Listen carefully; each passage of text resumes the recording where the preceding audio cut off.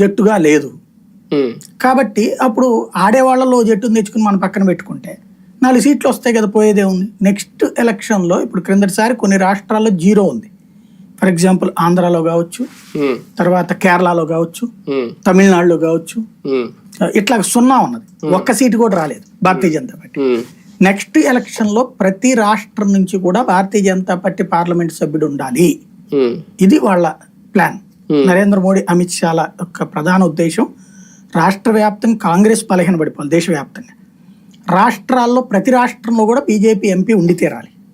ప్రతి రాష్ట్రంలో ఈ కోణాల్లో నుంచి చూసుకుంటున్నారు. చూసుకుంటున్నటువంటిప్పుడు ఆంధ్రప్రదేశ్ లో సాంతం 0తో ఉండేకండి. ఇప్పుడు ఇతన్ని ఇంతకుముందు మాట్లాడారు జగన్ని, ఇతనేమో ఎన్డీఏలోకి రానని చెప్పేశాడు. కావాలంటే మీకు మద్దతు మాత్రం ఇప్పుడు ఇచ్చాను 5 ఏళ్ళు, ఒక్క బిల్లుకి కూడా నేను అబ్జెక్ట్ చేయలేదు కదా. ఇప్పుడు 3 తలాక్ లాంటి వాటికి, ఎన్ఆర్సీలకి, సిఏఏలకు కూడా మద్దతు ఇచ్చింది కదా వైసీపీ.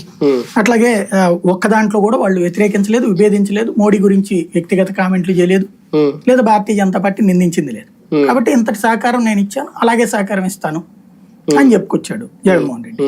కావాలంటే ఎన్డీఏలో ప్రభుత్వంలో తర్వాత రమ్మనమంటే చేరతాం కానీ ఇప్పుడు మాత్రం ఎలక్షన్ వద్దని చెప్పి ఎలక్షన్లో ముందు మాత్రం పొత్తు వద్దని చెప్పాడు. అదే వీళ్ళైతే అంటే బీజేపీ ఏం కోరుకుంటారు?